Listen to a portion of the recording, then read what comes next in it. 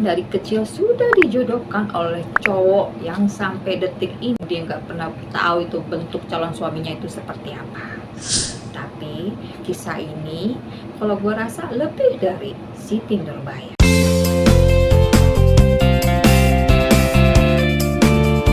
Halo geng, kembali lagi ke cerita cinta.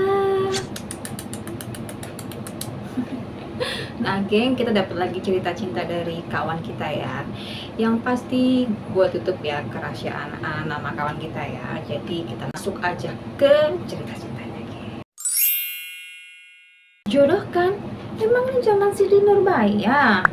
Ana dari kecil sudah dijodohkan oleh cowok yang sampai detik ini dia sudah berumur 23 tahun dia nggak pernah tahu itu bentuk calon suaminya itu seperti apa. Oh my God. Tapi kisah ini kalau gue rasa lebih dari Siti Nurbaya. Mereka akan ketemu nanti di usia 25 tahun, tepatnya seminggu sebelum dilangsungkan pernikahan mereka. Menurut orang tuanya, dia dan cowok itu kelahiran tahun yang sama. Dan orang tuanya dulu tinggal di satu kota yang sama. Tapi terlepas dari itu, bukankah orang tuanya egois, telah merebut kehidupannya dengan menentukan sendiri nasibnya? Yes, you're right. Sebenarnya dari kecil dia tuh ingin banget gitu berontak dengan keputusan ini. Cuma dia bisa apa? Karena di keluarganya, bukan keluarga dia aja ya, maksudnya antara dia dan orang tuanya dan kakak dan adiknya, tapi di keluarga besarnya. Mereka ini selalu menjunjung namanya patriarki ya geng ya. Jadi ibaratnya tuh anak itu harus patuh sama orang tua. Anak muda pun, yang muda pun harus patuh sama yang lebih tua. Seperti itu geng. Jadi pun dia nggak bisa berbuat apa-apa. Yes. Izinkan sebentar ya geng. Ini ada novel terbaru gue berupa ebook dengan judul Semalam di Monas. Pasti romantis abis geng. Tentang kisah cinta anak metropolis. Setelah 10 tahun menjalin hubungan asmara, Susan diputuskan secara sepihak. Dan lebih menyesakan lagi, baru diputuskan mantan kekasihnya itu malah mengirim kartu undangan pernikahan untuknya. Temannya menyarankan dia pergi berlibur untuk melepas penat di hati. Sayang, sesampainya di kota yang seharusnya jadi tempat transit untuknya pergi ke luar negeri, dia malah dapat kemalangan lagi. Oh my God. Boy, seorang pria tampan yang bekerja di sebuah majalah terkenal ibu kota. Harusnya hari ini dia pergi ke kota tempat tinggal kekasihnya buat melamar. Namun melihat kemalangan wanita itu, terpaksa dia jadi membatalkan keberangkatannya. Lantas, apa selanjutnya yang terjadi saat mereka ketemu di stasiun Gambir? Terutama, apa selanjutnya yang terjadi setelah mereka menghabiskan malam bersama di puncak Monas? Apa kebersamaan itu mampu membuat menjadi suatu kenangan bagi mereka? Apa gara-gara itu Susan jadi cepat bisa move on dari mantan kekasihnya? Dan juga Boy, apa jadi tidak melamar kekasihnya? Ya tentu saja yang jadi bahan pertanyaan. Sesudah pertemuan itu, apa mereka kembali ketemu? Dapatkan ebook ini geng, Semalam di Monas dengan harga 53.000. Isi 143 lembar dengan format PDF. Untuk info dan pemesanan tercantum di layar. Hai geng, tadi itu novel terbaru gue berupa ebook dengan format PDF ya, dengan judul Semalam di Monas. Ceritanya seru banget dan romantis abis dan agak-agak metropolis ya ceritanya ya, dan sedikit relate lah dengan kehidupan kita ini ya, karena kan ceritanya nggak kayak fairy tale yang hayal babu kayak gitu loh geng ya. Jadi untuk pemesanan kalian bisa dengan Oke geng, gue tunggu pesanan kalian ya geng ya. Oke, kita masuk lagi ke ceritanya geng. Setelah 2 tahun berlalu, tibalah saatnya mereka ketemu geng. Alias saat ini mereka sudah usia 25 tahun. Alias juga seminggu lagi mereka akan melangsungkan pernikahan. Cowok itu kita panggil aja namanya Dito ya geng ya. Saat Dito masuk rumah, Ana males banget nengok, ya maksudnya lihat si Dito itu. Dan bukan hanya itu ya, saat mereka kenalan juga Ana males-malesan. Dan tentu saja saat pernikahan mereka, saat hari haknya akhirnya mereka menikah, Ana pun tetap tanpa senyum. Dan lucunya Dito ini ramah geng, cowok yang ramah, kayak nggak ada beban gitu, kayak sikapnya tuh kayak nggak terjadi apa-apa, kayak istilahnya intinya tuh dia kayak menerima perjodohan ini loh, dengan pernikahan ini ya dia Dito menerima aja gitu, dan selalu mengembangkan senyuman selama dari awal pertemuan sampai pernikahan, terjadinya pernikahan mereka. Dito itu full senyum.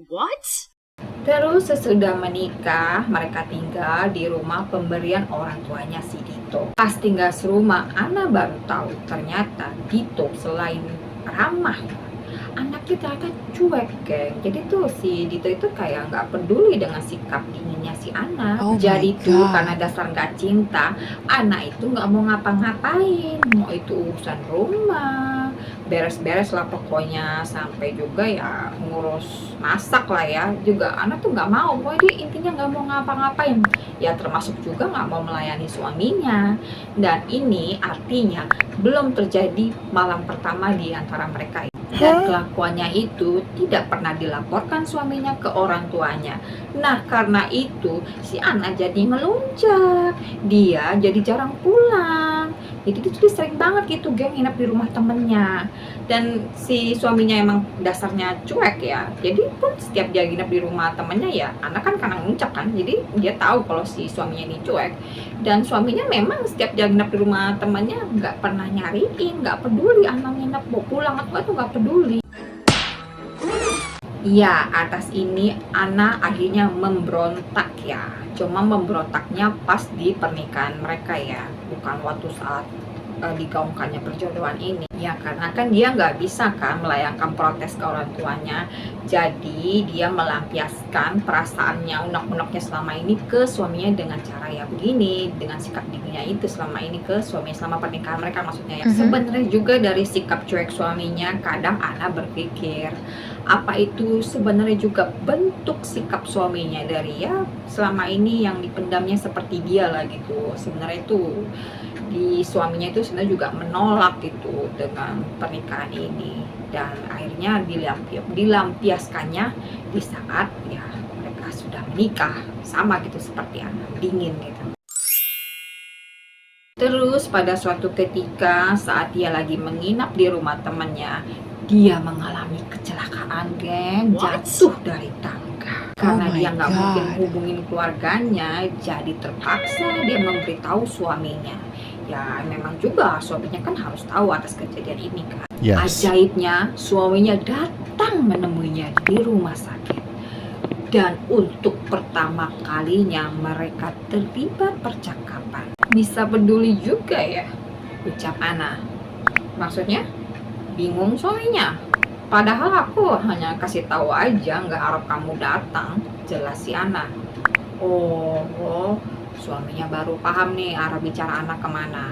Aku kan selama ini begini ya karena semata-mata menuruti kemauanmu. Tapi kalau kejadiannya begini ya aku harus datang. Ana lagi jadi berbalik bingung geng. Maksudnya kita sama-sama tahu kita ini nikah atas dasar gak cinta.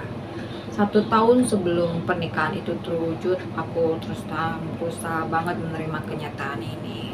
Tapi aku nggak berharap apa-apa dari kamu karena aku tahu rasanya. Tentunya semua itu nggak bakal gampang untuk dijalani. Makanya setelah menikah aku membiarkan kamu dengan sikapmu selama ini. Ana melotot. Jadi selama ini sikap cuek suaminya itu karena menunggu dia sadar dan terima kenyataan ini. Seperti prahara membawa nikmat. Sepulang dari rumah sakit mereka jadi dekat geng. Suaminya dengan sabar dan setia mengurusi Ana yang mengalami patah tulang ya, hingga si Ana ini kembali normal hingga sembuh ya. Dan sesudah itu mereka pergi bulan madu untuk menyelesaikan malam pertama mereka yang tertunda itu ya. Dan 1 tahun kemudian si Ana ini hamil geng, jadi mereka dikaruniai anak. Dari sini sebenarnya Ana ya, dari perkataan suaminya itu ya, Ana belajar ya untuk berdamai dengan kenyataannya, untuk membuatnya jadi lebih hidup. Dan juga ya sebenarnya kadang ya kepahitan itu kan juga kadang awal dari kebahagiaan geng. Yes.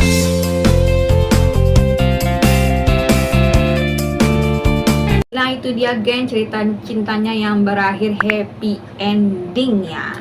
Dan geng kalau kalian ingin kirim cerita cinta ya pokoknya bisa juga berakhir sad ending ataupun happy ending, kalian bisa kirim dengan mencari alamat email gue di channel YouTube gue ya. Oke geng, jangan lupa untuk like, subscribe, komen, dan share ya geng ya. Geng juga gue minta maaf ya kalau apa ya, pencahayaannya kurang bagus ya, namanya juga gue youtuber pemula geng. Jadi tuh atribut yang selalu gue gunain ini masih ala kadarnya geng. Karena itu dibantu support geng biar gue bisa ya membeli peralatan-peralatan yang oke lah untuk penangkap layar untuk buat pembuatan video ini ya geng ya. Oke geng, sampai jumpa lagi di video berikutnya. Dadah geng.